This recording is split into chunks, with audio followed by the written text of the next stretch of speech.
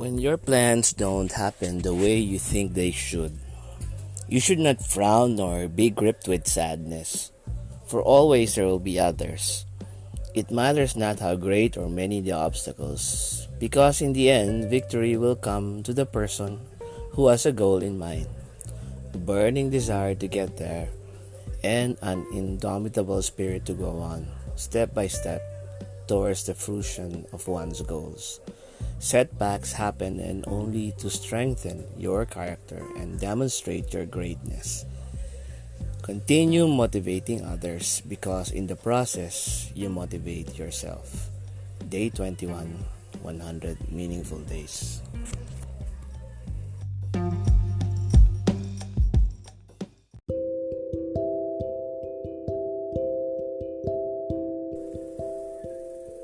My lesson today. Sometimes, when you reach the end of your rope, you have to untangle the knots in your heart. And then you can go on some more. Find your reason. Be patient because the answer may not be as you expected. Day 16, 100 Meaningful Days.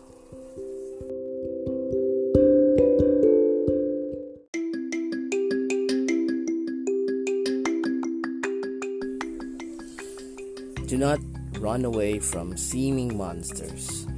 Sooner you will realize that running out there, you will encounter bigger, fiercer monsters.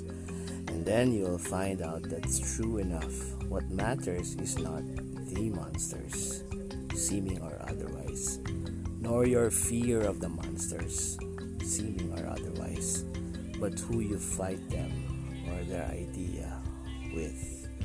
And that is something to last you a lifetime.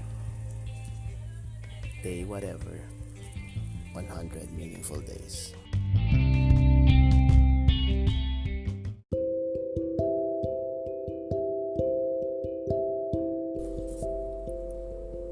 If we touch a life, we touch him or her forever.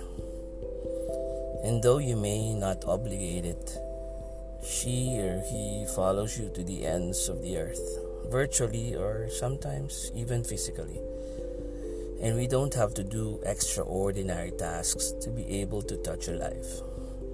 It only requires a small piece of oneself given selflessly.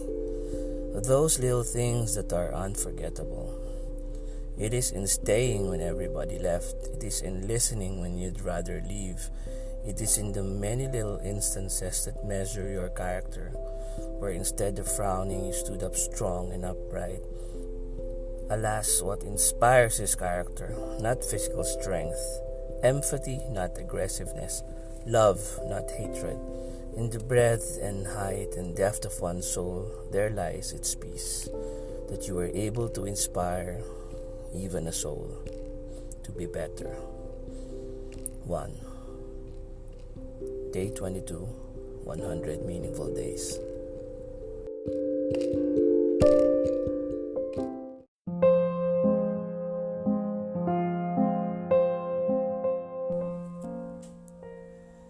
What ails humanity really now is that humans cannot help but connect with others. We cannot help it. Yes, we were born naked, nameless, and without connection. But somehow we cling to the arms of our mother and press our frail bodies to the hospital sheets the nurses used to envelope us. A kind welcome to this sad world. Yes, we cannot help it. We cling to another, believe others. We share laughs and moments together, knowing fully well that nothing will be forever. As my daughter sighed a while ago, well, that's life. People live, people get sick, people die and get buried. She was referring to an aunt who recently died because of an accident. My daughter was 10 when she said this. Her aunt was 27. She would have been 34 now, married, maybe have a family of her own. During that day, I made a joke about our aircon being always on, else it should have been cold air off. But she didn't laugh. She used to like those linguistic jokes and puns from her dad, but that time she didn't laugh.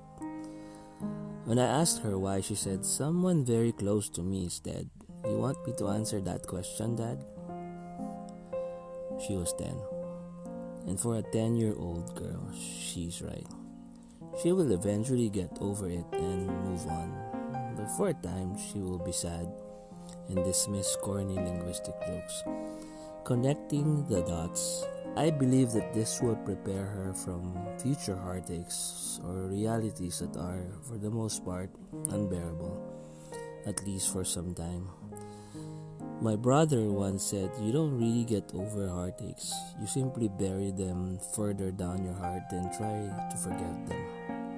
Maybe the burying needs to be done in order to give birth to good things, even better things. Friends come and go. Sometimes it is sad to make new friends because you somehow remember the old ones who left, those who transferred work, residence, even lives. But that is the sad reality of life. As Andrea said, and here I am quoting a 10-year-old, that's life. People live, people get sick, people die and get buried. To which I add, people move to a better or different places. I still believe that no matter how far apart people are, and even the great abyss won't stand as stalwart as tall. If they have a bond that ties them together, they will never be separated. They will never be alone. They will always be among friends. And this bond is a bond of friendship, a bond of love. As what Mrs. Doubtfire said. And as I always say, eat your heart out, Andrea. I have a quote also. It does not matter what is there at the start, what is left at the end. What matters is every single moment in between. That continuum, even in mathematics, that's infinite.